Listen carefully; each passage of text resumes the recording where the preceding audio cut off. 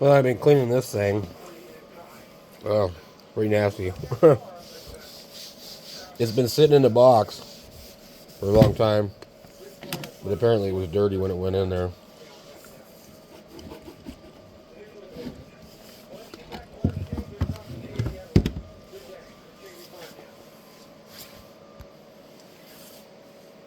I didn't put legs on the radios back then.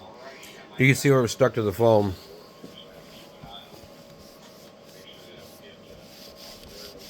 But, I mean, this crazy when I look at the box says this thing was $389 when it was new. It doesn't even do anything special. It doesn't have tones. It doesn't do sideband. You just do simplex and repeaters without a tone. It doesn't even have a spot or an optional tone board that I'm aware of. Well, yes, it does. Never mind. But like the Kenwoods have a plug, and you can plug them in. But icom used this kind of a green color back then, which is kind of neat, I think. And they used a really nice vinyl, real thick. I don't like radios that are painted. I prefer this vinyl coating that they used.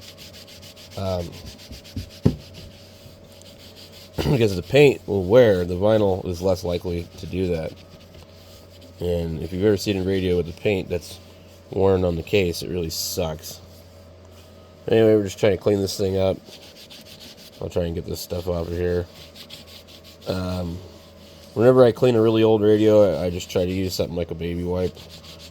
No kind of cleaning solvent or anything. Because I've ended up wiping letters off of things doing that before. So, I don't know what I'm going to do with it. Maybe set it up just for simplex. 25 watts. Plenty. Get some of this crap off of here. There's, I think, a little an alignment hole right here, maybe. I'm not really sure. Or maybe some other thing. It looks like you could get optional legs for this, maybe. There's a hole there and a hole there. It's interesting that they didn't put legs on these. Got one here and here and here. And then the speaker kind of has like a grill to point it out, so that's kind of probably helpful for mobile. Anyway, this is a 1979 radio. In the box. Kind of cool. I'll probably use it since it works. And I just have to find a really good use for it. I don't really talk on 2 meters, but 25 watts for like just at home for whatever. If there was like local people on Simplex, I could hook this up to my 160 watt amp. I've got a Mirage. I think it actually is 30 in. So this is enough to drive it pretty much. But you hook this up and have a 160 watt radio. I mean, it's pretty good. So on these, I like to pull the knobs off because they're pretty nasty. And then I'll clean them. Pretty gross. Usually just some dish soap. You gotta be careful because the rings sometimes. So I take like a dish with some hot soapy water. I'll just let them soak. And then I'll get a toothbrush and clean them. It makes a big difference. I try not to pull them off if I don't have to. But that volume knob was on and off, so you can tell they used it a lot. It's nasty. And so I pulled all the knobs off. The only one I haven't pulled off is this one. It's pretty nasty. Oh, and there's just a set screw on it, so we'll pull that one too. It's almost invariably the same one. I forget what size this is. Like 5/64.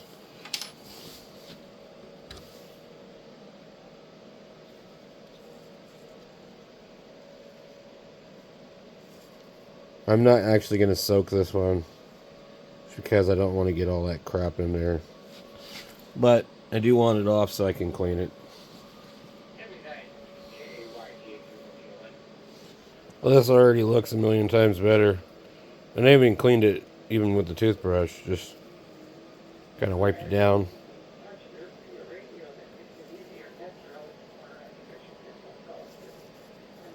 But yeah, I don't want the water getting in there. So then the other thing I like to do is I get a little bit of Armor All and just kind of lightly go over it with another wipe.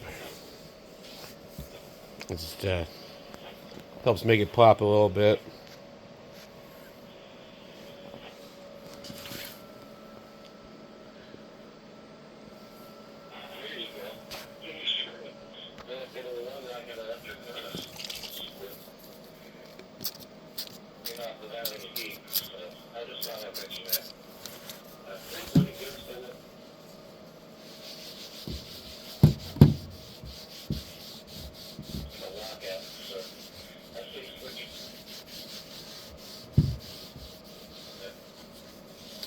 Now, I want to get that back there, but I'm going to worry about it later. I can't find my cleaning brush. It's a little bit of boogery crap right here. Now, this particular kind doesn't seem to really attract the dirt like some of the other stuff does. So, and then it's got the scent to it. So, I like it because if you get something that kind of smells funky, it just helps it out a little bit.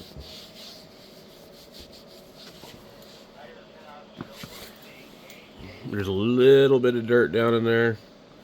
Like I said, I need my cleaning brush to be able to do that. Alright, so anyway, I'll put it back together later when I get the toothbrush and clean the rest of the stuff. I might pull the case and see. It looks like there's probably a little bit of rust right here.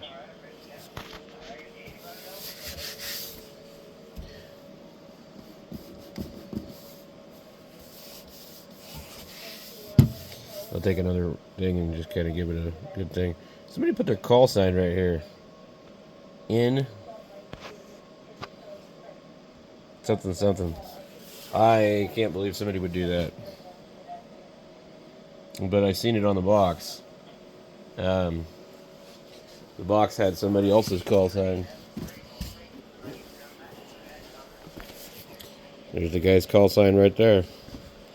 The one that's N7AFY wrote his fucking call sign. Right there. Why?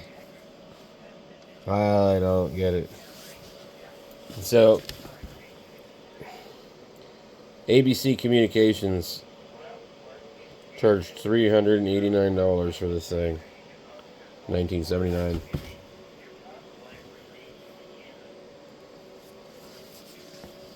And if you paid that much money, would you want to put your call sign in the damn trim of the thing? Wow.